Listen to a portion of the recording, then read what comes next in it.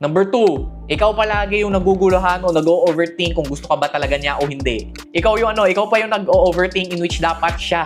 Ikaw kasi sure ka sa sarili mo. You're not being insecure. Hindi ka nag-overthink. Hindi ka na-atake ng anxiety mo because you are sure and clear ka sa kanya. And lastly, if nauuwi ka pa rin sa friend zone, palagi kang nag-ghost kasi sa una pa lang, hindi naging clear yung intention mo sa kanya at hindi ka nakapag-set ng tone. And for sure, umabot ka na sa point na napagod ka na. Kasi ang totoo nito man, walang klaseng babae ang gusto pang i-guide yung lalaki. Pero once you learn how to lead her in the right way, everything will change when it comes to your dating life.